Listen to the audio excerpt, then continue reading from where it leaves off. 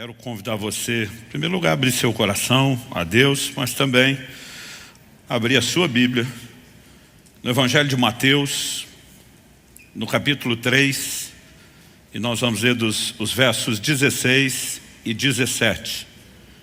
Evangelho de Mateus, capítulo 3, 16 e 17.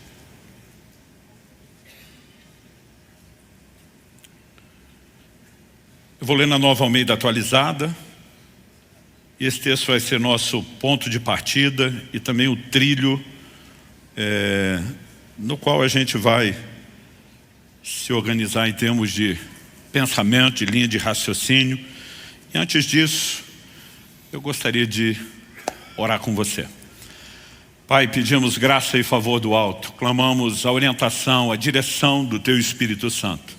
Te pedimos, ó Deus, não nos deixe entregues meramente a uma rotina de reflexão e nem apenas ao poder de análise meramente humano, natural, que essas reflexões podem produzir. Nós queremos ir além desses benefícios. Nós oramos pela boa mão do Senhor nos tocando, pelo Espírito da verdade nos conduzindo. Nós oramos por mais do que clareza de ação. Nós oramos por uma fé que seja inspirada. Nós oramos que os olhos do nosso entendimento sejam iluminados pela Tua palavra e pelo poder que dela emana. E desde já, Te damos honra, Te damos glória e Te damos louvor pela certeza daquilo que o Senhor fará em nome de Jesus. Amém. Bom, Mateus capítulo 3, versos 16 e 17 diz: depois de batizado, Jesus logo saiu da água. E eis que os céus se abriram e ele viu o Espírito de Deus descendo como pomba, vindo sobre ele. E eis que uma voz dos céus dizia: este é meu Filho amado, em quem me agrado. Um evento extraordinário, espetacular, onde Jesus, como disse a João Batista, não apenas cumpre com toda a justiça de Deus, o que incluía a necessidade de ser batizado, ainda que ele não precisasse do batismo de arrependimento como os demais, mas os céus abertos, a visão do Espírito descendo sobre ele, numa forma corpórea como pomba, que não é só dele. João Batista, também sabemos pelo Evangelho de João, tem a mesma visão, o mesmo sinal, mas essa voz audível, essa declaração pública, que Deus faz a respeito de Jesus, seu Filho. Este é meu Filho amado, em quem eu me agrado. Será que você pode repetir essa frase comigo? Diga: este é meu Filho amado, em quem me agrado. Há duas declarações e é justamente nesses dois focos que eu quero colocar a ênfase do nosso ensino. Em primeiro lugar, Deus reconhece que Jesus é o Filho que Ele ama, o Filho amado. Mas Ele também faz uma declaração: é o Filho em quem me agrado. Basicamente, o que Ele estava falando a respeito de Jesus é que Ele era tanto amado quanto agradável. E esse é o tema da minha mensagem hoje: amado e agradável. Na verdade, nós percebemos só no Evangelho de Mateus que o Senhor faz outras duas declarações, que o Pai faz outras duas declarações sobre o Senhor Jesus do mesmo teor. Em Mateus, no capítulo 12, eu vou ler agora os versos 17 e 18, nós temos um registro. Isso aconteceu para se cumprir o que foi dito por meio do profeta Isaías: eis aqui o meu servo que escolhi, o meu amado, em quem minha alma se agrada. Farei repousar sobre ele o meu espírito, e ele anunciará juízo aos gentios. Então, o reconhecimento de que o Espírito repousaria sobre ele, somado a essa declaração do livro de Isaías, de que não apenas era o servo escolhido, aqui há uma aplicação direta como filho amado, mas também aquele em quem Deus se agradava. Na primeira passagem que lemos, Mateus 3, nós temos uma declaração personalizada de Deus. Aqui em Mateus 12, nós temos a aplicação de uma porção da Escritura. E evidentemente o Espírito Santo, guiando o evangelista Mateus, está dizendo: em Cristo nós temos o cumprimento dessa palavra. Mas há um terceiro momento que acontece quando Jesus está orando no monte, que nós apelidamos de o Monte da Transfiguração. Há divergência sobre qual seria o monte, mas evidentemente não existe um monte chamado da Transfiguração. É apenas uma referência, E para nós é muito mais para falar da experiência do que necessariamente do local geográfico. Ali, em Mateus 17, 15, nós lemos: falava ele ainda, uma referência a Pedro, quando uma nuvem luminosa os envolveu. E eis vindo da nuvem uma voz que dizia: este é o meu filho amado, em quem me agrado. Escutem o que ele diz. Então agora, assim como no primeiro texto de Mateus 3, do batismo de Jesus, novamente, o Pai Celeste fala de uma forma audível, não para toda a audiência anterior do dia do batismo, mas aqui o apóstolo Pedro ouve, essa declaração, e mais uma vez, Deus está sustentando as mesmas duas verdades. Jesus é o Filho amado, em quem Ele se agrada. E o que eu quero te mostrar é que esses dois aspectos, amado e agradável, são dois elementos chaves no nosso relacionamento com Deus. E eu quero te provar hoje, construindo o que eu quero chamar de doutrina bíblica, porque a gente quer trazer embasamento bíblico para isso, que são dois elementos importantíssimos, que eles não são divergentes, que eles não são excludentes, mas que na verdade eles são complementares. E que isso não deveria apenas ser encontrado na vida de Jesus, mas são dois elementos que precisam estar presentes na minha e na sua vida. A Bíblia fala muito sobre sermos amados por Deus. E eu não vou falar muito sobre isso, porque é um assunto sacramentado, bem fundamentado, conhecido, entendido. Embora eu vá mencionar aqui alguns textos, são importantes, não só para a nossa memória, mas sempre para fortalecer a nossa fé, para trazer ânimo ao nosso coração. Mas a mesma Bíblia que fala que somos amados por Deus, nos apresenta o que eu quero classificar aqui de uma doutrina. Doutrina é um conjunto de ensinos que pode ser organizado, sistematizado. Uma doutrina bíblica sobre agradar a Deus. Porque o mesmo Deus que nos declara amados, espera que nós sejamos agradáveis a Ele.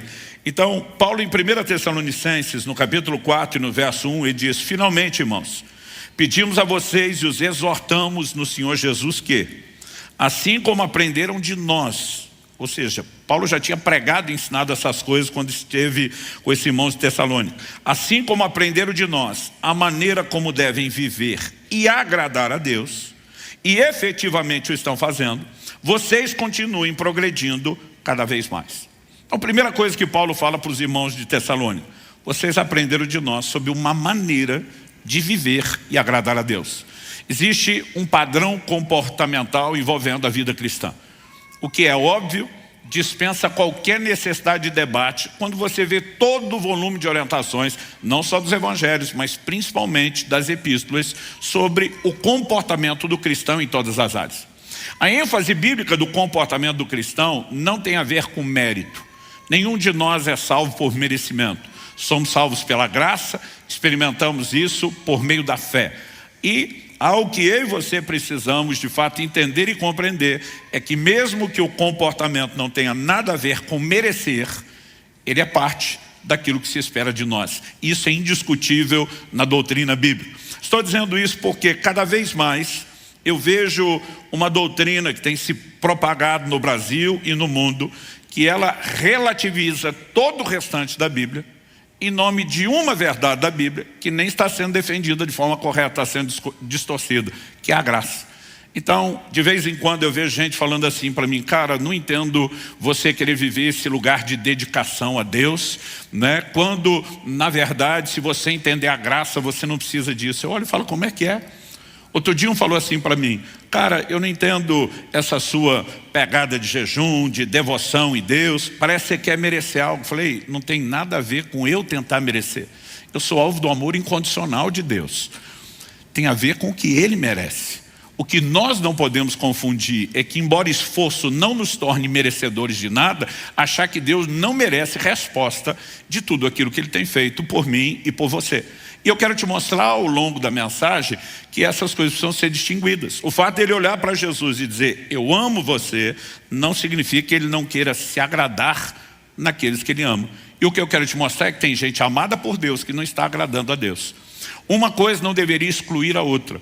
Nós deveríamos unir essas duas num combo, assim como Jesus, que leve o Senhor com um sorriso no rosto e de boca cheia falar o mesmo que foi dito de nós: meu filho ou minha filha amada, meu filho, minha filha em quem eu me agrado, Porque essas coisas não precisam excluir uma da outra.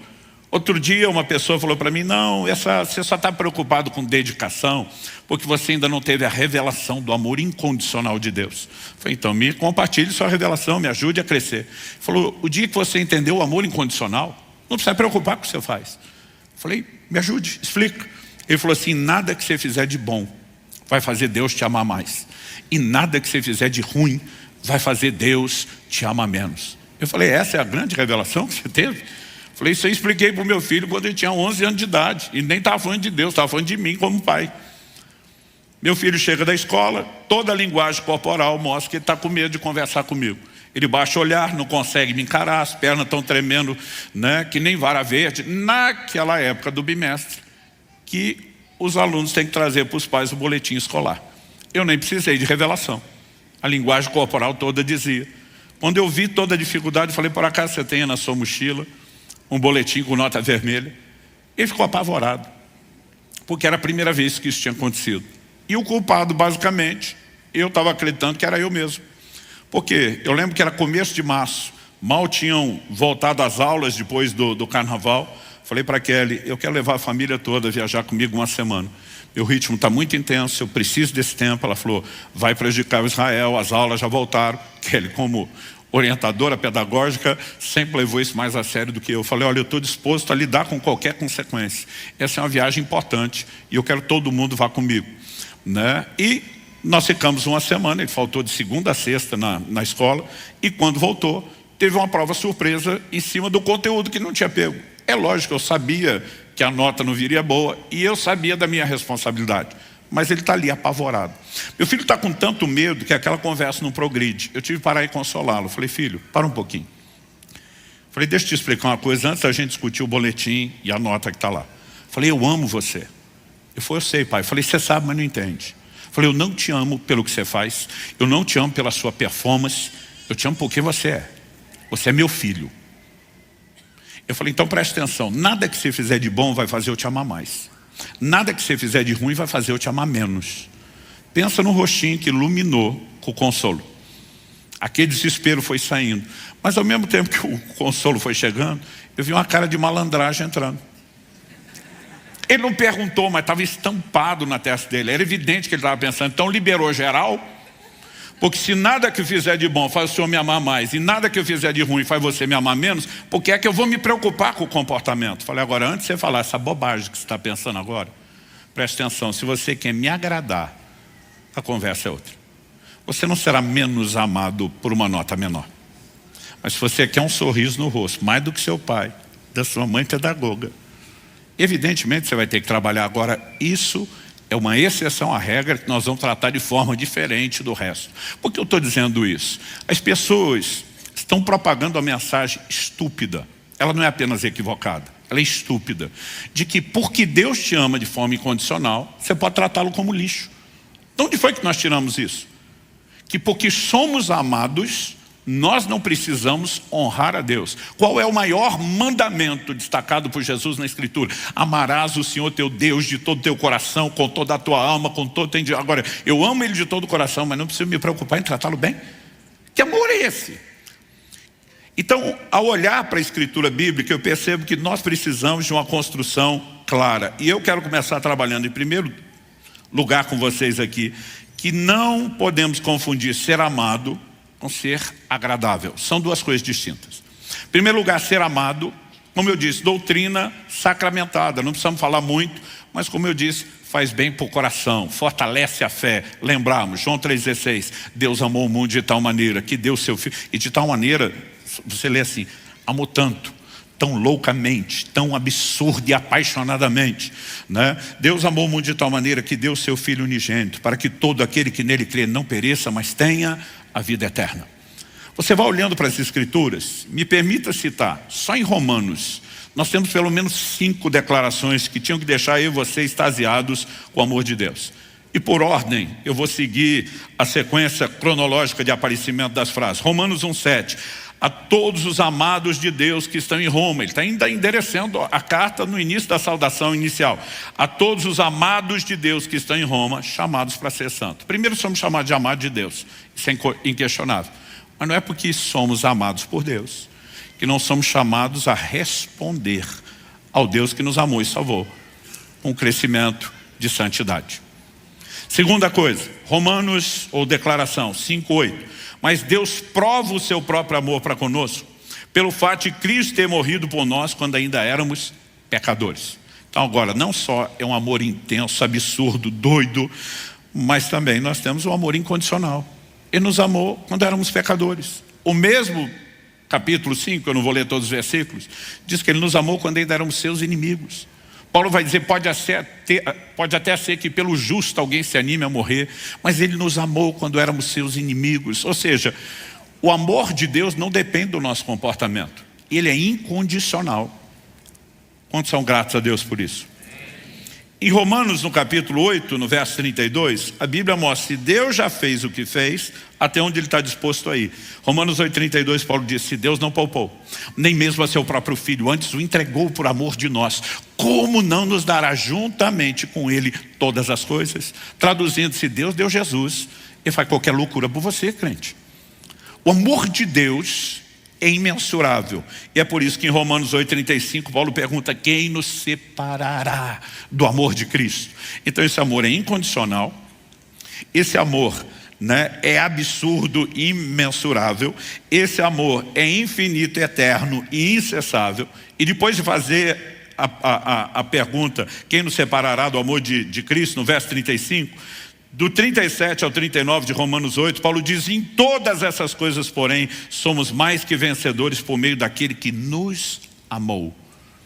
Na hora de se referir por meio de quem somos vencedores, ele só poderia dizer por meio de Deus, por meio do Senhor, mas por meio daquele que nos amou. E aí ele retoma o assunto da pergunta, quem nos separará do amor de Cristo? Porque eu estou bem certo, e essa convicção, essa revelação tem que estar dentro de cada um de nós, do amor incondicional, do amor incessante, do amor infalível de Deus, porque eu estou bem certo de que nem a morte, nem a vida, nem os anjos, nem principados, nem as coisas do presente, nem do porvir, nem os poderes, nem a altura, nem profundidade, nem qualquer outra criatura poderá nos separar do amor de Deus que está em Cristo Jesus nosso Senhor. Amados por Deus. Entender isso mexe profundamente com o seu senso de identidade, com a sua percepção de valor. E é inquestionável que Deus não apenas nos ama com amor incondicional, mas que Ele também não faz acepção de pessoas. A gente viu que a maior expressão do amor de Deus leva a Deus doar Jesus para a salvação de todo mundo.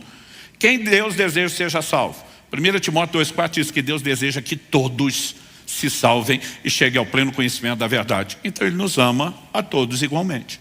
Atos capítulo 10, verso 34 e Romanos 2,11 diz que Deus não faz acepção de pessoas. Deus não faz distinção. Deus não trata um diferente do outro. Ou seja, Deus não ama mais a um do que a outro. Traduzindo, Deus não tem filhos prediletos. Eu sempre brinco que eu não aceito a ideia de Deus ter filho predileto, a menos seja eu. Aí eu abro uma exceção. Não, mas brincadeira à parte, o que eu e você precisamos entender, tudo que Deus já manifestou, expressou do amor dele por um, é o que todo mundo tem direito. Então não só o amor é incondicional, não só é infalível, é um amor sem distinção. Todo mundo tem direito de experimentar as mesmas coisas. Agora, a pergunta é, embora todos sejam igualmente, infalivelmente e incondicionalmente amados por Deus, todo mundo está agradando a Deus? E a resposta dada pela própria Escritura é não. Romanos capítulo 8, verso 8 diz que os que estão na carne não podem agradar a Deus. Não só não agrada, mas não podem agradar a Deus. A mesma Bíblia diz em Hebreus no capítulo 11, no verso 6, sem fé é impossível agradar a Deus. Ele não está falando apenas de ausência total de fé do incrédulo que nunca se converteu. É todo um discurso e um ensino para que os crentes se movam em fé. Mas quando você chega em Efésios 4:30, evidentemente agora ninguém pode dar desculpa de que não, essa coisa de estar na carne não agrada a Deus, sem fé, é tudo incrédulo. Paulo escreve em Efésios 4:30 e diz o seguinte, não entristeçam o Espírito Santo de Deus, no qual vocês foram selados para o dia da redenção. Quem foi selado com o Espírito Santo? Os salvos. Ele está dizendo, não entristeça. Agora, a ideia de entristecê-lo é compatível ou contradizente com o conceito de agradá-lo? Entristecer é o oposto de agradar. Mas essa pessoa que foi selada com o Espírito Santo de Deus, não é incondicionalmente amado por Deus? É. E ainda assim pode entristecê-lo. Porque ser amado é uma coisa, agradar é outra.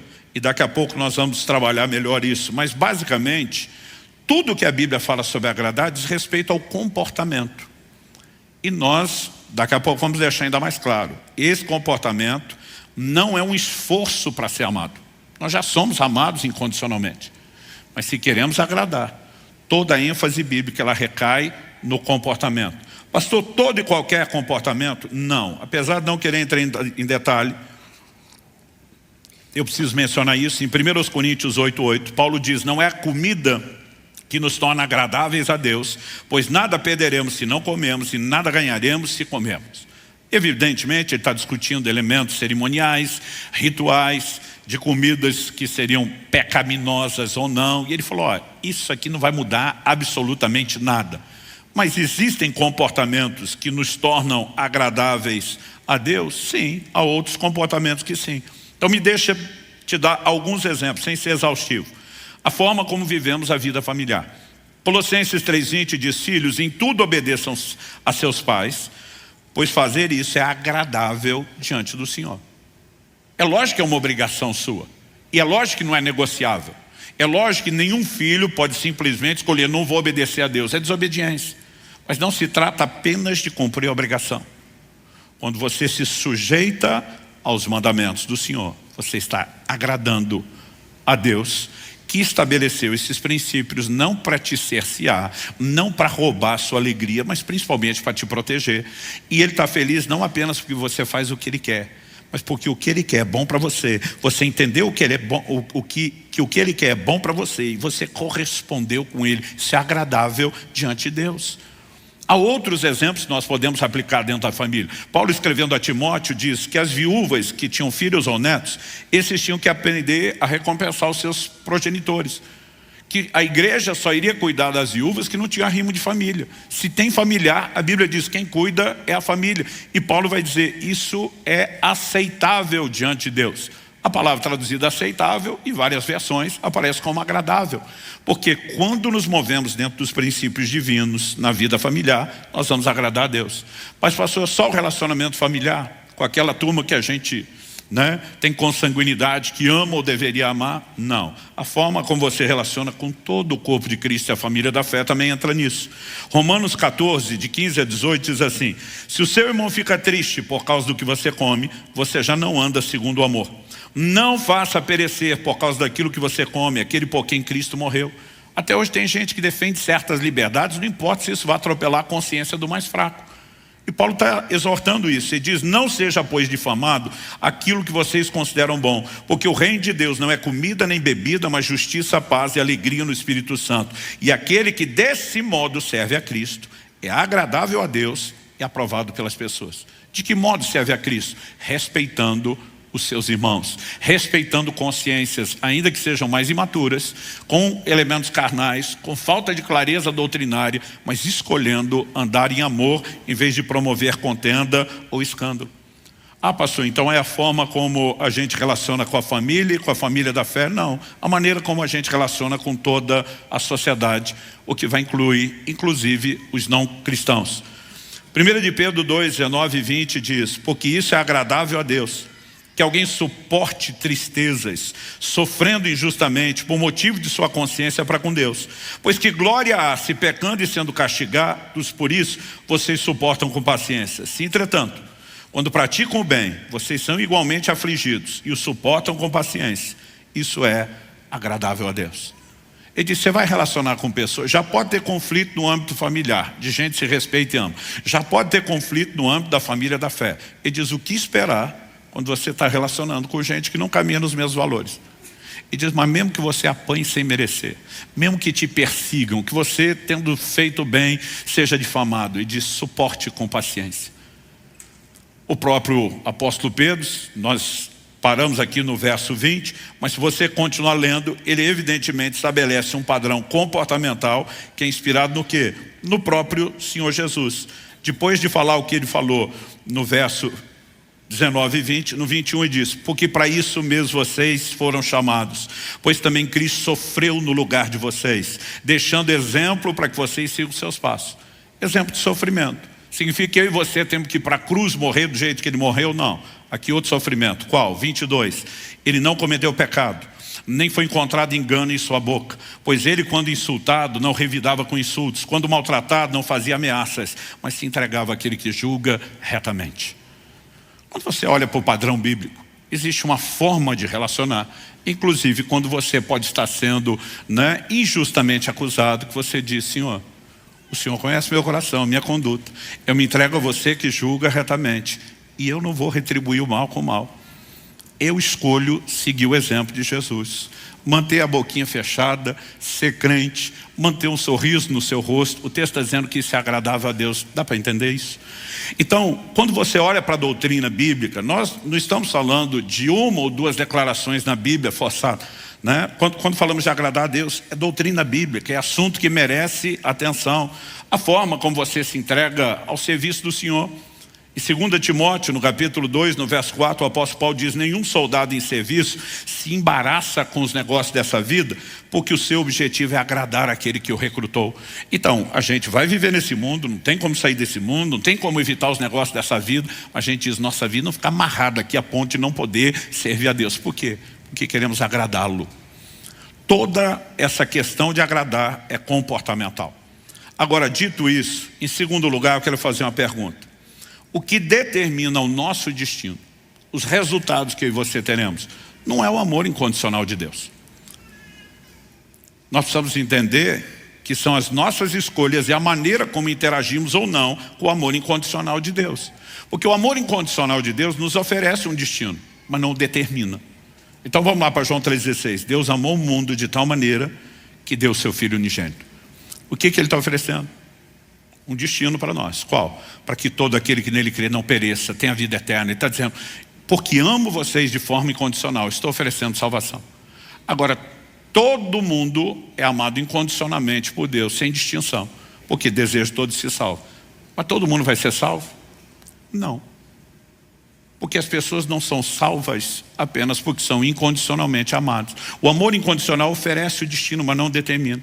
O próprio texto, a fala de Jesus diz: para que todo aquele que nele crê não pereça. Se crê, se você interagir, você abraça o destino oferecido pelo amor incondicional. E se não crê, João 3,18 diz: não crê, está condenado. Porque não é o amor incondicional que determina, oferece, mas não determina o seu destino, nem os resultados. E aqui nós precisamos entender que é nesse elemento de interação que agradar a Deus entra. Ou seja, a decisão de agradá-lo e não o fato incontestável de ser amado é que determina o estilo de vida que você vai ter. Quais são os seus resultados? O apóstolo Paulo começa em 1 Coríntios 10, falando para uma igreja de gentios da nova aliança, fundamentado no tempo da graça. Não quero, irmãos, que ignoreis que os seus pais, aí vai falar desde os patriarcas, daquela geração que sai do Egito, e ele vai estabelecer que toda a forma de Deus lidar com eles é um paralelo para a forma como ele trata conosco. Ou seja, ele não está, como alguns querem, em nome da graça, descartando todo o Antigo Testamento e dizendo que não há correlação ou aplicações do lado de cá. E aí você tem um paralelo interessante. Por exemplo, quando Deus tira aquela geração de israelitas do Egito, da escravidão, com o propósito de levá-los à terra prometida, ele diz que isso é uma manifestação do amor dele. Deuteronômio 4, versos 37 e 38. Falando de Deus, da parte de Deus, Moisés diz: porquanto amou teus pais, escolheu a sua descendência depois deles, te tirou do Egito, ele mesmo, presente e com grande força, para lançar diante de ti nações maiores e mais poderosas do que tu, para te introduzir na sua terra e te dar por herança, como hoje se vê. Por que é que Deus os tira de lá e quer introduzir na terra que mana leite e mel? Porque amou vocês, amou os seus pais. Então, esses israelitas eram amados por Deus, inquestionavelmente. Agora a pergunta é: entraram na terra prometida? Resposta: não. A próxima pergunta: por que não? 1 Coríntios, capítulo 10, verso 5 diz: mas Deus não se agradou da maioria deles, razão pela qual ficaram prostrados no deserto. Eram amados a ponto de receber a oferta de um destino de entrar na terra prometida. Mas porque Deus não se agradou deles, eles não experimentaram o destino que Ele, no seu amor incondicional, ofereceu. E aliás, o verso seguinte, o 6, depois de falar que Deus não se agradou, e essa é a razão pela qual ficaram prostrados no deserto, o verso seguinte, o 6 diz, ora, essas coisas se tornaram exemplos para nós. Que tipo de exemplo? Toda a lógica é que a gente não tropece, como eles tropeçaram. Ou seja, que a gente não caia no engano de achar que porque somos amados, não precisamos agradar. Quem está entendendo? Então, são questões distintas. E nós precisamos entender que agradar a Deus tem a ver com a conduta. Ser amado, não. Nada que você fizer, de bom ou de ruim, vai fazer você ser mais ou menos amado. Mas o que você faz de bom ou de ruim, vai agradar ou desagradar. E o departamento de agradar, embora não tenha a ver com mérito, tem a ver com conduta. E quando a gente fala da conduta, dá para dividir isso em dois elementos que precisam também ficar claros. Comportamento, que são as ações que externamos, e motivação. Razões que nem sempre aparecem, motivos interiores que nem sempre aparecem nas nossas ações externas. Vamos começar do comportamento. Colossenses 1, 9 e 10. Paulo diz, por essa razão também nós, desde o dia em que soubemos disso, não deixamos de orar por vocês e de pedir que transbordem do pleno conhecimento da vontade de Deus em toda a sabedoria e entendimento espiritual. Não deixamos de orar por você. Pensa num cara que está lutando em oração pelos colossenses. Por que motivo? Verso 10. Dessa maneira, orando por vocês, alcançando os resultados dessa oração, dessa maneira, poderão viver de modo digno do Senhor, para o seu inteiro agrado, frutificando em toda a boa obra e crescendo no conhecimento de Deus. Não só a Bíblia fala que é para agradar a Deus, mas para o inteiro agrado. Tem a medida cheia que dá para agradar. E isso, ele diz, tem a ver com viver de modo digno do Senhor. Daqui a pouco eu vou mexer nesse assunto e departamento, mas vale destacar isso. Quanto à motivação, em 1 Tessalonicenses 2, 3 e 4, o apóstolo Paulo diz, pois a nossa exortação não procede de erro ou de intenções impuras, nem se baseia no engano. Pelo contrário, visto que fomos aprovados por Deus a ponto de Ele nos confiar o Evangelho, assim falamos não para agradar as pessoas, e sim para agradar a Deus que prova o nosso coração. Por que está falando do Deus que prova o coração? Eu for agradar as pessoas, você pode ter um comportamento externo teatral. E algumas questões de dentro podem não ser vistas ou percebidas. Mas Paulo está defendendo é o lado de dentro. E diz, a nossa exortação não procede de erro. Ele diz, não vem de intenções impuras, não tem engano. Ele diz, não tem teatro aqui. E ele falou, por quê? Porque a nossa preocupação não é agradar pessoas. Você pode agradar pessoas com teatro, escondendo motivações. Mas de Deus você não esconde motivação nenhuma. Ele conhece todas as coisas. E ele está dizendo, o que nós queremos é agradar a Deus, que examina profundamente o coração. Então, embora a gente fale de comportamento, temos que partir da premissa de que isso parte de um coração correto que transborda. Estou dizendo isso porque, como nunca, eu tenho visto grupos cada vez maiores e crescentes atacando todo e qualquer forma de ensino, de dedicação a Deus. Como se a gente estivesse ultrajando a graça, a fé, né? Como se a gente estivesse simplesmente tentando pregar merecimento. Quando nós falamos de uma resposta a Deus, nós não estamos falando do nosso mérito. Nós estamos falando do mérito dele. Então, nada que você fizer de bom vai te fazer merecedor de ser mais amado. Agora a pergunta é, o Deus que te amou incondicionalmente não merece ser bem tratado por você? Então você pode cuspir na cara dele, tratá-lo como lixo só porque você é incondicionalmente amado?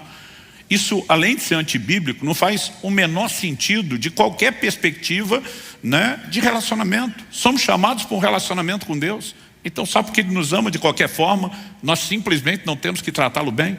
Onde ficaria, dentro dessa perspectiva, aquilo que Jesus classifica de um maior mandamento, amá-lo, não só amá-lo, de todo o coração, com toda a nossa alma, com todo o nosso entendimento, com todas as forças. Não é para amar, mas não é para agradar. Eu simplesmente fico tentando perceber o que é esse malabarismo doutrinário onde entramos. A coisa deveria ser simples desde o início. A Bíblia é a nossa regra de fé, prática e conduta. Você pode dizer amém? Então, ela determina o que a gente crê. Agora, as pessoas estão escolhendo como elas querem acreditar e viver, e depois que elas fecham um acordo sobre isso, agora vamos tentar fazer a Bíblia dizer o que a gente acredita. E é evidente que esse monte de bobagem que vem sendo dito não se sustenta. O problema é que nós não queremos apenas pensar certo. Não queremos apenas nos colocar num lugar de dizer, não, aqui é um controle de qualidade doutrinária. O zelo pela doutrina é porque é ali que Deus externou o que Ele espera de nós. E nós queremos dar a Ele o que Ele espera de nós. Nós não queremos ser enganados. Mas que fique a advertência. O golpe está aí, cai quem quer. Isso não está na Bíblia, fique bem claro. Há lugar para esforço e dedicação na vida cristã. Quando falamos de ser amados, isso não fede, não cheira. Quando falamos de agradar a Deus, evidentemente. E como eu vou explicar daqui a pouco, não tem a ver com mérito. Mas antes de chegar lá, se há lugar para o esforço e dedicação, com certeza. Deus nunca falou contra a performance. A performance só é criticada quando ela substitui a essência, a paixão, a devoção, a verdadeira entrega. Então, o problema não era os hipócritas, os fariseus se comportarem com ares de santidade. Alguns estão fazendo parecer que se você quiser ser santo é que é religioso.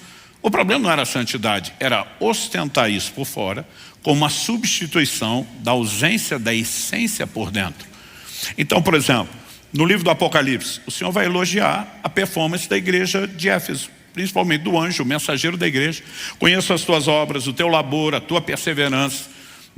Ele diz, vocês suportaram provas por causa do meu nome, não desfaleceram. Puseste a prova os que dizem apóstolos, não são, os achaste mentirosos. Está falando de uma igreja produtiva, está falando de uma igreja resiliente, está falando de uma igreja que tem controle de qualidade. Ele não está atacando, ele está elogiando. Ele diz, mas tenho contra ti que abandonaste seu primeiro amor. O que ele está dizendo é, não adianta ter performance estratosférica e a paixão está lá no chinelo. Porque se a performance é a consequência da paixão, ótimo. Mas se ela se tornar um substituto, aí você está vivendo de teatro e perdeu a essência. Mas daí a gente começar a atacar a performance como se ela sozinha sempre definisse religiosidade, é antibíblico. Eu quero rapidamente mostrar isso. Há lugar para esforço na vida cristã? Em Atos 24:16, Paulo mostra que ele se esforçava por uma consciência pura. Ele diz, por isso também me esforço por ter sempre uma consciência pura diante de Deus e dos homens. Em Colossenses 1:29, Paulo fala de esforço na pregação do Evangelho. É para esse fim que eu me empenho, esforçando-me o mais possível, segundo o poder de Cristo que opera poderosamente em mim. Ele não fala de um esforço que substitui aquilo que Deus vai fazer em nós, mas que coopera, que simplesmente age junto. Efésios 4:3, ele ensinava os outros a fazerem o mesmo, esforçando-vos diligentemente por preservar a unidade do Espírito no vínculo da paz. Ele não só nos chama ao esforço, mas fala diligência, cai para dentro, dedicação, empenho. Então, olhando para a Escritura, não dá para negar a importância da diligência. O apóstolo Pedro diz em 2 de Pedro, capítulo 1, verso 5, por isso mesmo vós, reunindo toda a vossa diligência. Ele falou, não pega nada pela metade, não pega ela parcial, junta tudo que você conseguir aí dentro de você. Reunindo toda a vossa diligência, associar com a vossa fé a virtude, com a virtude o conhecimento. Os próximos versículos ele vai falar ao conhecimento, domínio próprio e várias virtudes. Por que eu estou dizendo isso? Hoje em dia você vai ver as pessoas dizendo, você não precisa de nada, só precisa de fé. Eu digo, de onde saiu essa conversa? Ele diz, você vai associar com a fé, é sempre a base, ela vai estar lá o tempo todo. A fé é inegociável em tudo no relacionamento com Deus, mas nada na Bíblia diz que é a fé sozinho. Hebreus 6:2 diz que nós temos que nos tornar imitadores dos que pela fé, e perseverança é a nossa promessa. Vai tentar crer sem perseverar para ver onde é que você vai chegar. Aqui ele está dizendo, associa a fé já está lá, a virtude, o conhecimento, o domínio próprio. Lá na frente ele vai dizer, porque em vós, havendo e abundando essas coisas, não só a fé, é que vos será amplamente concedida a entrada no reino eterno de nosso Senhor e Salvador Jesus Cristo. Mas o Evangelho é simples, gente, o Evangelho é simples. Não confunda o simples com simplista. Eles estão tentando simplificar o que nunca existiu. E diz, não, se você só crê, não precisa mais nada. Ele diz, pega a sua fé, bota toda a diligência, usa as outras coisas que Deus está colocando e viva uma vida diferenciada que honre e dignifique o Evangelho que te deu dignidade um dia. Em 2 de Pedro 1:10, 5 versículos à frente, ele termina dizendo, por isso, irmãos, e por isso aqui é a conclusão, procurem com empenho, outra tradução em vez de empenho diz diligência, dedicação, procurem com empenho cada vez maior mas já não reuni toda a diligência, tudo que você tinha até agora. Quando chegar lá na frente, você vai ter que ter crescido e vai ter que ter ido além do que você já tinha, com um empenho cada vez maior, confirmar a vocação e eleição de vocês, porque fazendo assim vocês jamais tropeçarão. É lógico que a eleição, a vocação, são todas coisas que nós cremos, que respondemos, mas a Bíblia diz, confirme ela com a sua dedicação, que é a expressão interativa da sua fé, uma fé que também se manifesta com obras, com ações, com conduta. Então, eu e você precisamos entender, se em primeiro lugar, eu fiz questão de dizer que não podemos confundir ser amado com agradável. O segundo, questionamos o que determina destino e resultados, e aí nós vamos falar do esforço, da dedicação e empenho de agradar a Deus. E terceiro e último lugar, eu quero trabalhar a essência da mensagem por trás da distinção entre ser amado e ser agradável. Eu mencionei no início que um dia alguém falou o seguinte, não adianta você se esforçar, você não vai merecer nada. Eu falei, eu não me esforço porque eu mereço, ou porque eu preciso merecer. Eu me esforço ou me dedico porque ele merece. Seria estupidez acreditar que ele não merece uma resposta. E segundo aos Coríntios 5,14, Paulo diz, o amor de Cristo nos constrange. Esse amor incondicional, esse amor infalível, esse amor que simplesmente não faz acepção de pessoas, nos constrange. Qual o constrangimento? Paulo diz assim, julgando nós isso, se um morreu por todos, logo todos morreram. O que é a ideia do todos morreram? Não é apenas posicionalmente nele, todos. Ele diz assim, se um morreu por todos, logo todos morreram. E os que agora vivem, pela morte e sacrifício dele, não podem mais viver para si. Tem que viver para aquele que por eles morreu e ressuscitou. Isso está falando de uma resposta de amor. Aonde foi que eu e você lemos que porque Deus nos amou de forma incondicional, a gente não tem que ter resposta. Jesus nos ensina em Lucas 7 sobre quem teve uma percepção de perdão maior da dívida vai amar mais. O tempo todo nós não somos ensinados a retribuir o amor. João escreve e diz, nós o amamos porque ele nos amou primeiro. Evidentemente que o amor incondicional é dele, nos alcança quando nós não temos nenhuma resposta. Agora, daí a deduzir que você não deve resposta para ele, não é só um insulto à doutrina bíblica, é um insulto à inteligência. Eu costumo dizer, tem certas declarações sendo feitas por aí, que não é mais só falta de conhecimento teológico, é falta de uma cinzenta. Não pode ser outra coisa. Só que esse engano maligno está tentando permear o nosso meio, né? E as pessoas estão dizendo, não, se você entender a graça e a fé, você não precisa fazer nada.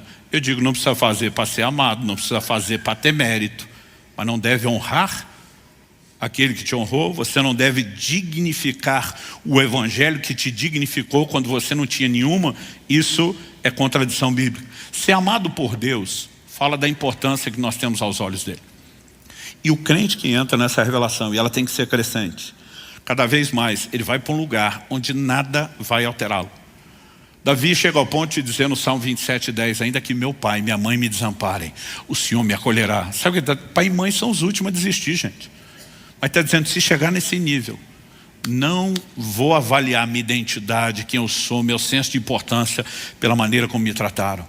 Há um ser maior, infinito, sábio, que segue me amando. Eu sei quem eu sou aos olhos dele. É lógico que o entendimento do amor de Deus mexe com a sua identidade, com o seu senso de importância. É um balizador importante, não estou discutindo isso.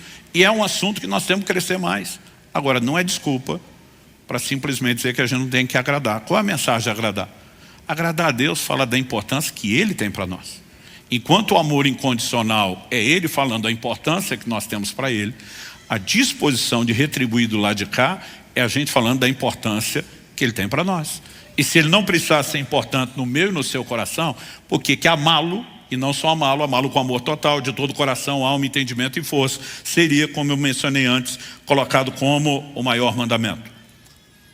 Há um paralelo estabelecido na Bíblia sobre a maneira como marido e mulher se tratam e como Cristo trata a igreja, e a igreja deve tratar Cristo. Paulo mexe nisso em Efésios 5 com maestria, né? E diz que o marido tem que amar a esposa como Cristo amou a igreja, amor sacrificial. Mas ele diz que a esposa deve submissão ao marido como a igreja deve a Cristo. Todo paralelo, né? Uma via de ida e volta, de mão dupla, tudo é estabelecido. Agora preste atenção, Paulo E ele vai dizer, grande é esse mistério, quando ele fala da comparação de Cristo à igreja, marido e mulher no matrimônio. Em 1 Coríntios 7, de 32 a 35, o apóstolo Paulo está falando de agradar o Senhor. Mas olha a analogia que ele vai usar. Verso 32. O que eu realmente quero é que vocês fiquem livres de preocupações. Quem não é casado, outra tradução só diz o solteiro, cuida das coisas do Senhor, de como agradar ao Senhor. Quando a Bíblia fala, cuida das coisas do Senhor, não é só ser obediente e nem só aceitar o amor incondicional. A Bíblia diz que tem um departamento. Ele está preocupado em como vai agradar o Senhor. Verso 33. Mas o que se casou, cuida das coisas do mundo, de como agradar a esposa, e assim está dividido. É só o marido em relação à mulher? Não. Também a mulher, tanto a viúva como a virgem, cuida das coisas do Senhor, e vai fazer o paralelo com o solteiro mencionado antes, para ser santa assim no corpo como no espírito. Mas a mulher casada se preocupa com as coisas do mundo, de como agradar ao marido. Então se espera que dentro de um casamento, e essa é a perspectiva bíblica, marido e mulher não apenas se amem, mas decidam agradar. Agora eu fico tentando imaginar, com quase 29 anos de casado com Kelly, se eu só falasse para ela, olha, eu amo você, eu já provei isso, escolhendo você, cuidando de você, te oferecendo tudo melhor. Não espere que eu me preocupe a cada dia em colocar um sorriso no seu rosto. Quem de nós ia olhar para isso e dizer, isso é sensato? Ninguém. E não importa o quanto ela saiba que é amada, o quanto já declarei, eu vivo procurando formas e maneiras de agradá-lo. Qualquer um vai entender isso no relacionamento. E nós precisamos de fato entender que a Bíblia transfere esse paralelo para com Deus, sobre agradar a Deus da mesma forma. Verso 35, digo isso para o próprio bem de vocês, não para impor limitações, mas tendo em vista o que é decente, para que vocês possam se consagrar ao Senhor sem distração alguma. E vou ler o verso 35, não para impor limitações, porque quando você começa a falar dessa resposta de amor de agradar a Deus, aí vem aquele time vacinado dizendo, está aí o bando religioso, legalista, querendo impor limitações na vida cristã. Paulo diz, não é limitação. Ele só falta chamar quem classifica isso de estúpido. Ele diz, é para ampliar, é para melhorar o seu relacionamento com Deus, é para te levar para um lugar de profundidade, de intimidade dele, porque não há relacionamento sem a clara intenção de agradar. Quem está entendendo? O próprio Jesus, que eu comecei citando como exemplo, amado e agradável, não, você está separando o agradável do amado como se isso tivesse a ver com aquilo que a gente faz e não com aquilo que é. Não, é a Bíblia que diz isso. Não é eu que estou dizendo isso. Em João 8, 29, o próprio Jesus diz assim, e aquele que me enviou está comigo e não me deixou só, por quê? Porque é uma conjunção explicativa, uma palavra de ligação, de raciocínio está sendo construído, a conclusão que se chega, porque ele não me deixou só. É apenas porque eu sou amado pelo que sou? Não. Ele diz o seguinte, porque, e essa ênfase agora é importante, eu faço sempre o que lhe agrada. Essa palavra traduzida fazer, é a palavra grega poieu, significa fazer, produzir, construir, formar, modelar, ser o autor de, manufaturar, tornar pronto, preparar, produzir. Não há jeito de você desassociá-la de obras. Ele está dizendo, eu agrado com obras. Sou amado porque aos seus olhos são importantes, mas porque ele é para mim. Todo o meu trabalho é demonstrar que eu também o trato como alguém importante. Quem está entendendo isso? Deus não se agrada de qualquer comportamento dos seus filhos, embora continue amando. Eu falei antes que o amor incondicional de Deus oferece, mas não determina o destino. Então Deus amou o mundo, quer que todos se salvem. Mas quem crê será salvo, quem não crê será condenado. Esse que não creu, que não correspondeu à oferta do amor de Deus e foi para a perdição do inferno, curioso ou trágico é que ele irá para o inferno incondicionalmente amado por Deus, infalivelmente amado por Deus, mas sem deixar que o amor de Deus funcione na sua vida. Porque eu e você precisamos entender que mesmo quando o amor não afeta o nosso destino, não significa que Deus deixou de amar. Então defender que só porque somos incondicionalmente amados podemos viver de qualquer forma, eu repito, não é só tolice, é abraçar deliberadamente uma proposta maligna de distorção das Escrituras. Então, olha o que Deus diz no livro de Hebreus, capítulo 12, de 5 a 7. Vocês se esqueceram da exortação que lhes é dirigida como a filhos. Filho meu, não despreze a correção que vem do Senhor, nem desanime quando você é arrependido por Ele, porque o Senhor corrige a quem ama e castiga todo filho a quem aceita. É para a disciplina que vocês perseveram. Deus os trata como filhos. E qual o filho a quem o pai não corrige? Toda vez que meus filhos me desagradaram, eu precisei tratar com eles. Mas eu os deixei de amar? Evidentemente que não. A correção é justamente o amor. É porque a gente se importa, é porque a gente não desiste. Então, nós precisamos entender que o departamento de agradar não tem nada a ver com de ser amado. Só que quando nós estamos agradando, o Deus que ama, diz: ei, porque eu amo, eu não vou te deixar largado, fazendo o que você quer, inclusive indo para longe de mim. Eu vou lutar por você e pelo seu melhor. Em Apocalipse 3, no verso 19, o próprio Jesus diz: eu repreendo e disciplino aqueles que amo. Portanto, seja zeloso e arrependa-se. Disciplino quem? Quem eu amo. Não deixou de amar, mas está disciplinando por quê? Se está feliz e está agradado porque, não importa o que você faça, quem você é agora, pelo sacrifício de Cristo, está tudo bem. Então, que bipolaridade é essa de Jesus? Repreender, dizer que disciplina, dizer seja zeloso, arrependa-se, ou seja, muda o seu comportamento, se para ele está tudo bem, do jeito que muitos estão tentando fazer a gente acreditar que está. Ao olhar para a Escritura, eu percebo que mesmo sendo amado por Ele, eu e você precisamos agradá-lo. Isso significa entrar no modo de, não é tentar ser digno pelo comportamento. Nós somos dignificados pelo sangue de Jesus, pela graça, a bondade, a misericórdia de Deus. Quantos são gratos a Deus por isso? Mas é dignificar o Deus e o Evangelho que nos dignificou. Filipenses 1:27, acima de tudo. Ele está dizendo, pega toda a instrução que eu estou dando, mas agora vamos lá para o patamar de cima. Acima de tudo, vivam de modo digno do Evangelho de Cristo. Olha Efésios 4:1, por isso eu, prisioneiro no Senhor, peço que vocês vivam de maneira digna da vocação que vocês foram chamados. Colossenses 1:10, que já lemos, dessa maneira poderão viver de modo digno do Senhor, para o seu inteiro agrado. 1 Tessalonicenses 2:11 e 12, vocês sabem muito bem que tratamos cada um de vocês como um pai trata os seus filhos, exortando, consolando, admoestando vocês a viverem de uma maneira digna de Deus, que o chama para o seu reino e glória. Onde é que está na Bíblia? Que eu e você não temos que dignificar Deus e o Evangelho, que nos deu dignidade. E ela não veio por obras. Ela veio por aceitar o amor incondicional, veio por aceitar a oferta do amor divino, mas requer de nós interação. Quem está entendendo, diga amém. Pastor, então há lugar para esforço e dedicação? Para ser mais amado, não. Para ter algum tipo de mérito, não. Para retribuir o amor e reconhecer o mérito de Deus, com certeza. Em 2 Coríntios 5:9, Paulo diz, é por isso que também nos esforçamos para ser agradáveis a Ele, quer presentes, quer ausentes. Para ser agradável, correr atrás do que Ele quer. Eu e você vamos ter que nos esforçar. Outro dia alguém falou para mim, não, se o dia que você entender a graça, você não está preocupado mais em agradar. Eu digo, eu acho que é o contrário. Porque Hebreus, capítulo 12, de vez em quando eu gosto de dizer para alguns assim, a minha Bíblia, que sempre é irônico e sarcástico, porque supostamente era para ser a mesma coisa, mas é um jeito de dizer, talvez você não leu, diz em Hebreus 12, 28 e 29, por isso, recebendo nós um reino inabalável, retenhamos a graça, pela qual sirvamos a Deus de modo agradável, com reverência e temor, porque o nosso Deus é um fogo consumidor. A Bíblia está dizendo servir a Deus de forma agradável, procurar ser agradável a Ele, é reter a graça.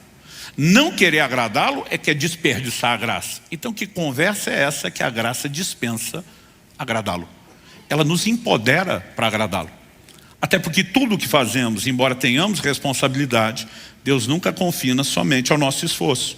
Em Hebreus 13, 20 e 21, mais ao final da epístola, nós vemos o escritor dizendo, ora o Deus da paz, que tornou a trazer dentre os mortos o nosso Senhor Jesus, o grande pastor das ovelhas, pelo sangue da eterna aliança, aperfeiçoe vocês em todo bem, para que possam fazer a vontade dEle. Que Ele opere em nós o que é agradável diante dEle, por meio de Jesus Cristo, a quem seja a glória para todos sempre. Amém. O aperfeiçoamento é nossa responsabilidade? É. Mas quando Ele diz, vos aperfeiçoe, tem a parte dEle. Quando ele diz para que possam fazer a vontade dele, evidentemente que eu e você não vamos fazer só com o nosso esforço. Quando ele termina dizendo que ele opere em nós o que é agradável diante dele, eu e você não vamos conseguir sozinho tudo o que é agradável. Nós dependemos de algo que ele faz. Agora o que ele faz não substitui o que a gente tem que fazer. Ele nos empodera no cumprimento da responsabilidade. Mas Ele não faria no nosso lugar. Se fizesse, não precisaria mandar a gente fazer. Ou seja, a dedicação, ela tem que ser muito mais compreendida como uma interação com a graça, com a fé, do que uma substituição dela. Então, por exemplo, aquela geração da qual Deus não se agradou, não entrou na terra prometida. Hebreus 3,19 diz, vemos que não puderam entrar por causa da incredulidade. Aí em Hebreus 4,3, ele vai pegar toda essa ideia do lugar de descanso que eles não entraram, para falar do descanso que nos aguarda. E Hebreus 4,3 diz assim, nós porém que cremos, entramos no descanso. Você só acessa o que Deus tem pela fé. Pela graça sois salvos, Efésios 2,8, mediante a fé. Romanos 5,2, pela fé temos acesso a essa graça. Todo o depósito da graça só se acessa por fé. Então a Bíblia diz, como entramos no descanso? Nós, porém, que cremos, entramos no descanso. Hebreus 4,13. Agora o Hebreus 4,11, falando do mesmo descanso. Portanto, esforcemo-nos por entrar naquele descanso. Outro dia alguém falou, mas peraí, pastor, é fé ou esforço? Falei, o esforço é uma expressão prática da sua fé. Tiago fala de obras que não podem substituir a fé, mas ele fala de uma fé que se expressa por meio de obras. Não são obras de méritos, são obras que sinalizam, que externam a fé. E evidentemente o esforço é uma expressão da fé e não uma substituição dela. Por quê? Não é para merecer nada, a gente sabe que somos dignificados em Cristo, mas nós precisamos dar a devida resposta a Ele. Quem está entendendo, diga amém.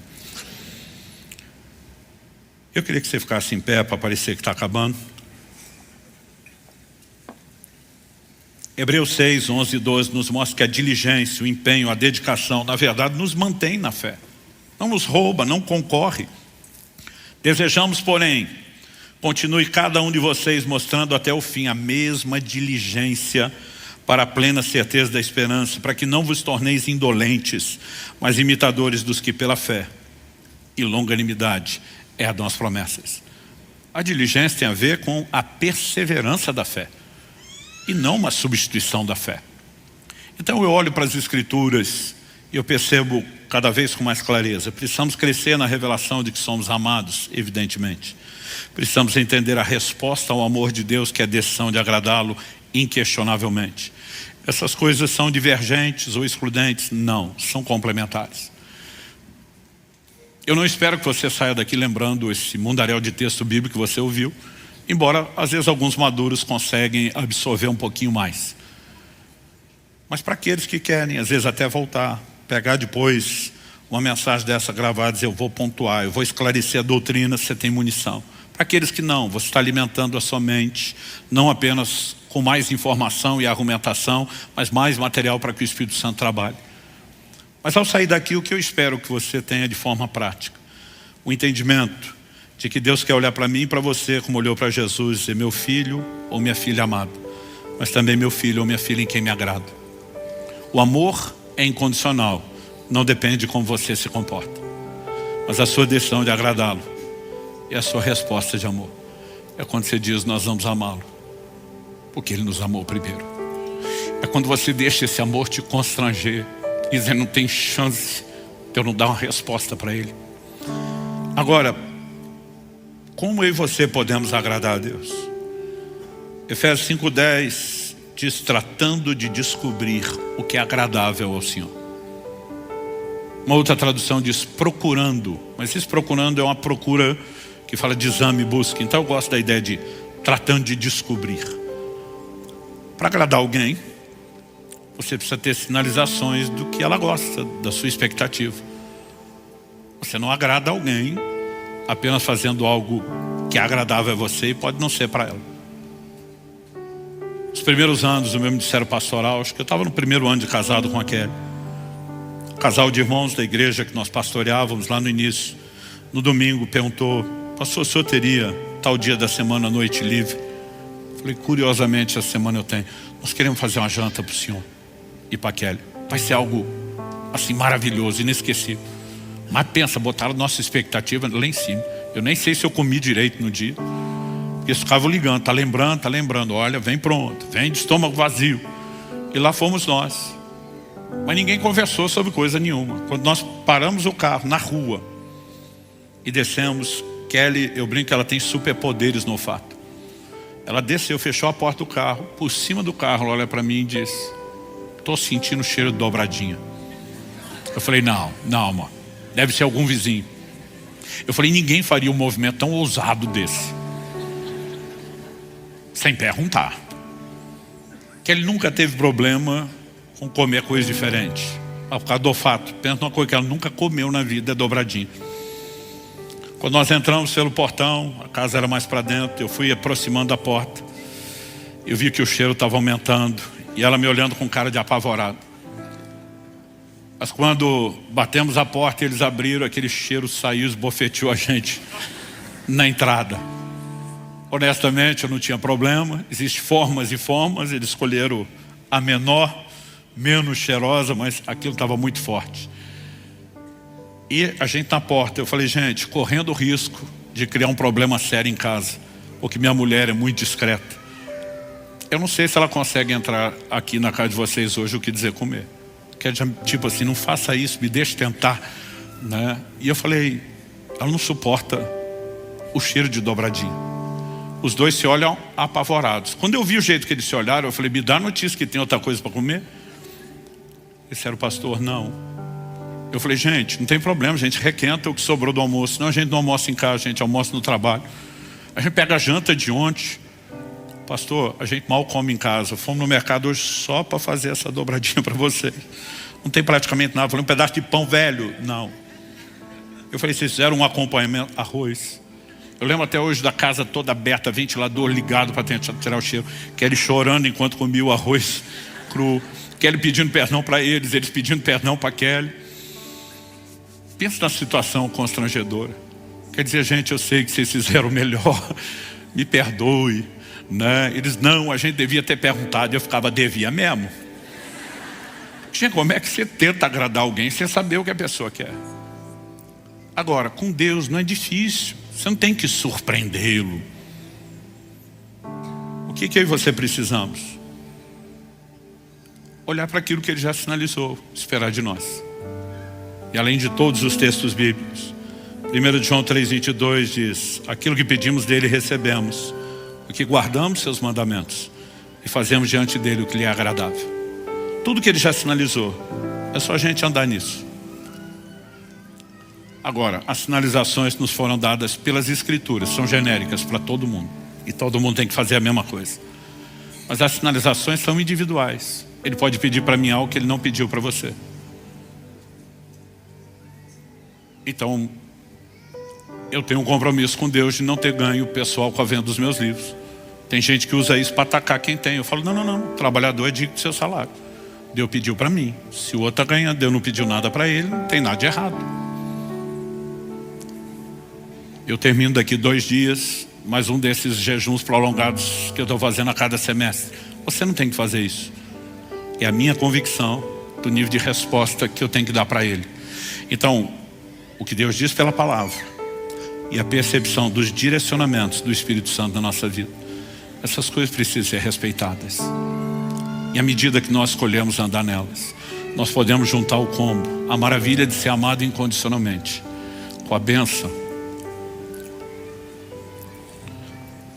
com o privilégio de dizer: eu vou retribuir o seu amor. Nunca será o mesmo, nunca será tão perfeito, nunca será tão intenso, mas que ele cresça à medida que a gente entende o quão importante o Senhor é e se torna para nós. Evidente que eu não vim aqui te apontar o dedo ou jogar pedra em você. Eu tenho sido chamado para um lugar de relacionamento que se torna cada dia melhor à medida que entendemos essa resposta. Paulo diz: não é para impor limitações. Quando eu e você começamos a nos consagrar desimpedidamente ao Senhor, o padrão do relacionamento melhora. E Ele quer que eu e você possamos desfrutar mais.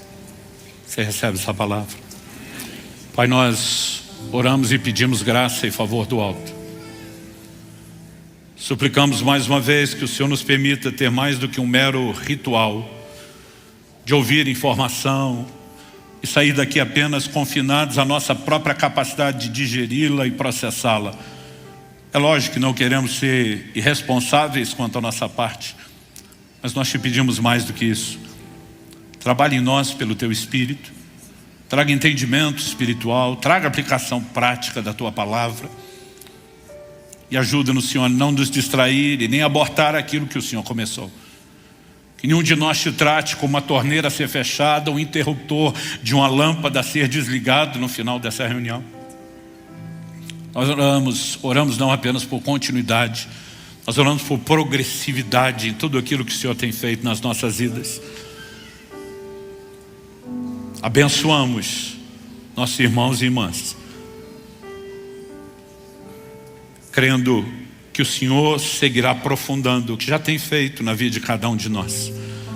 E que possamos estar debaixo do mesmo nível de consciência que os irmãos de Tessalônica estavam quando Paulo lhes escreveu. Que ele não só os tinha ensinado sobre isso, que eles não apenas efetivamente estavam procurando agradar a Deus, mas que nós, como eles, também possamos progredir cada vez mais. E dessa forma dizer de boca cheia que somos não apenas amados, mas também agradáveis ao Senhor. Oramos em nome de Jesus. Amém.